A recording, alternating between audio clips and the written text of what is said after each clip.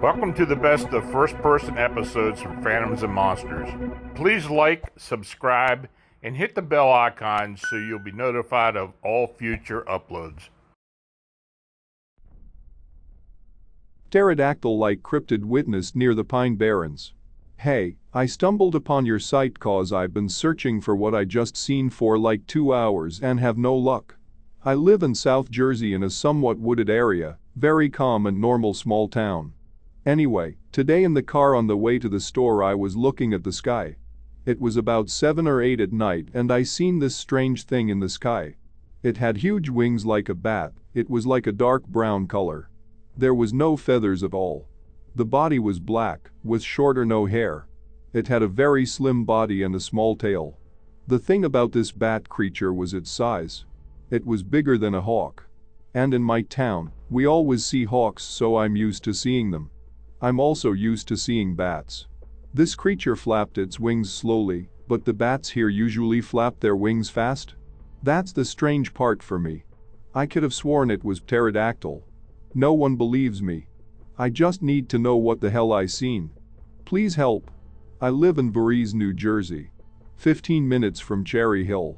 Not too far from the Pine Barrens. Isn't that where the Jersey Devil is considered to be?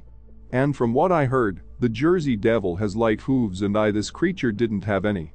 Maybe I'm wrong. But anyway, this thing flew pretty low, and I didn't get to see its face. I know its wings had no feathers or anything. It flew at a fast speed, even its wings were flapping slow. That's all the details I can get for seeing it before it flew away.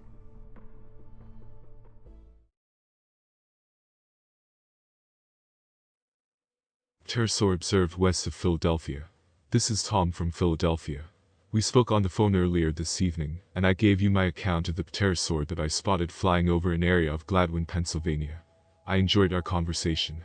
You asked me to email my account to you, so here it is again. I do landscaping work in the area of Gladwin. The properties there are very large with lots of space between big houses. It is mostly a vast wooded area. My fellow worker and I had finished eating lunch on the front steps of the house, and I went back down to the street, Country Club Lane, to put our leftovers into the car. I saw a strange dinosaur bird-like creature flying above. At first it was silhouetted against the sky, but I clearly saw a long skinny tail that ended in an outcropping. Silhouetted as it was, I described this outcropping, at the time, as a knob or bulbous shape at the end of the tail. The tail trailed behind the creature as it flew. It then was obscured by some trees, but I continued to watch its projected path. It was pretty much traveling in a straight line. It re-emerged on the other side of the trees, and I again saw the long tail with the knob on the end. Then, at one point, it caught the light in such a way that it was no longer silhouetted. The sun must have come out from some clouds. As it traveled away to my left, I saw its dorsal side. It was a somewhat tan or golden color, and, because it was such a uniform color, it appeared not necessarily to have feathers, but possibly just skin or maybe very small scales. I told Stephen, my coworker, that I thought I saw a pterodactyl. At the time I didn't know the difference between a pterodactyl and other pterosaurs. I found out later that pterodactyls don't have tails like what I saw. When I described the tail to Stephen, he said, "You mean something like a lion's tail." I realized that he described it very well with those words. The next night I did a search on the computer for birds that look like pterodactyls. I found out then that the pterodactyl doesn't have the long tail like the creature I saw. I found 4 flying reptile dinosaurs, or pterosaurs, all of which look surprisingly like what I saw. They're described as being in about the same size range, too. I would guess the wingspan was about 4 feet, but I can only guess at that since, when something is up in the sky, it's hard to reference it to other objects. The 4 pterosaurs that resemble the creature I saw are the Ramphorhynchus, Eudomorphodon, Scophognathus and the Dimorphodon. The last of these is only speculated to have the knob at the end of the tail, although no fossils have actually been found with it. The other 3 are known to have the outcropping. The outcropping, in any of these, is actually a diamond-shaped flap called a vein. I found that there have been many sightings of possible pterosaurs. Some people describe them as a large bat-like creature. Not everyone mentions a long tail. The actual pterodactyl, again, did not have a long tail.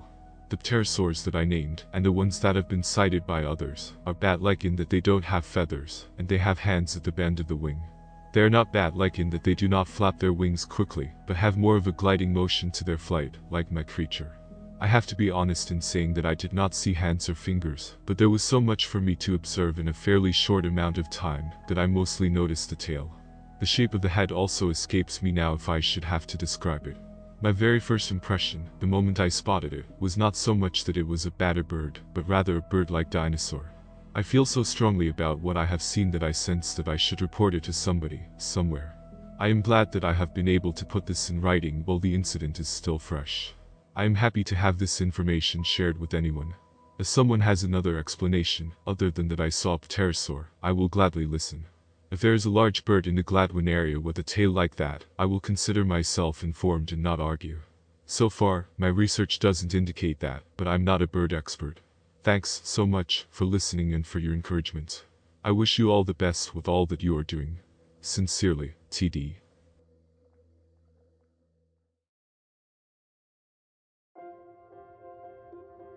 Oregon Pterosaur.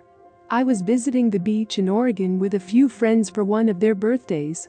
We were driving down the street the house was on and, since I was sitting in the back, I didn't have much to focus on besides looking out the window.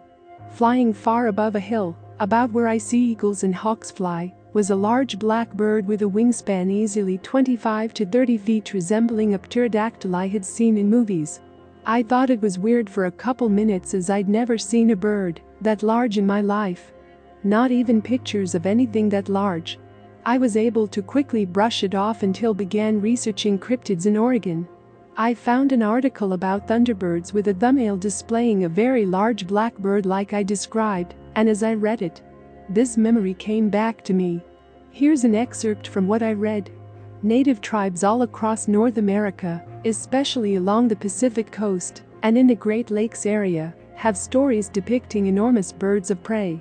Some stories told that these birds were so large and powerful that when they flapped their wings, thunder was created. Lightning flashed out of their eyes, and water fell off their backs, creating rain. The tribes used thunderbirds to explain some of the things that happened naturally, such as storms and other forms of weather. Sightings of large bird-like creatures have been reported for many years, at least since people began settling further west in the United States and Canada. To me, this creature looked more like a pterodactyl or a dragon than any modern-day bird. CC.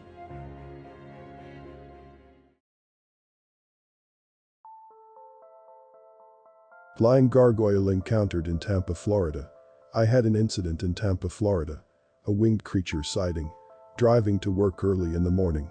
It wasn't dark but not quite daylight out. Going around a curve in a road knowing I'm coming up to a light, it's always red and I always have to stop.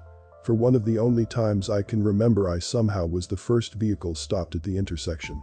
I knew I needed to keep an eye on the light, so I'm looking up waiting for it to turn green, and I just happened to catch something moving along to my left. It was flying from left to right, south to north. I won't lie, I did not get to see it for long, but in that 1 to 3 seconds, it was as clear as I could possibly have imagined. It looked just like a gargoyle.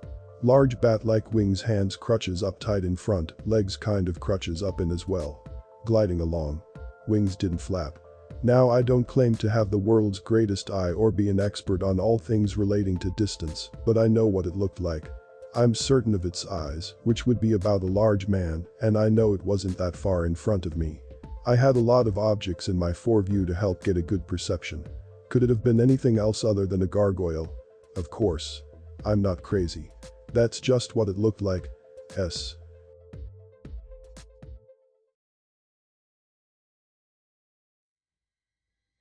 Red-eyed gargoyle floating along Uvas Creek in Gilroy, California. About 9 to 10 years ago, I was living along the Uvas Creek in my hometown of Gilroy, California. It was late summer, around 12:30 a.m. to shortly after 1 a.m. when my two other companions and I heard a screaming sound of death coming farther down from us. I was already planning to go outside to check on my neighbor's tent close to where we heard that high-pitched cry of something being killed. The tent was empty like it should be. I started to take the trail back to my spot. It wasn't very dark due to the fact that the moon was going to be full.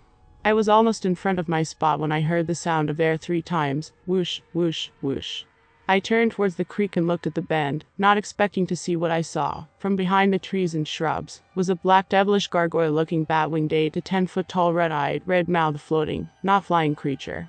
His skin a dense rubbery type skin. Now remember he's floating past me, not knowing I was watching him. In my head I repeated, don't look at me, over and over, staying perfectly still. He continues to float past. My friend, looking out for me, said, "What are you doing?" I said, come here, come here." As the creature approaches the next bend, Rich sees the back of it, said to me, "WTF was that?" Well, for the past 10 years I've told my story of that night, hoping someone would believe me. Well, you know what happens, people think you are crazy. Finally, this year 2019, 4 others say they also have seen it in the past 6 months, twice. The thing that really bothers me is how could it stay up in the air, only flapping its wings 3 times. He was huge. No way.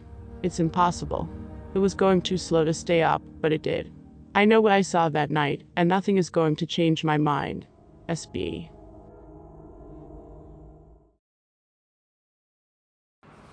This is Lon Strickler. If you like this program, it would help us if you would give it a thumbs up. Then subscribe and click the bell icon so you get notification when we upload new first-person encounters. We have many more to come very soon. And by the way, if you have a suggestion or an experience of your own, please leave a comment.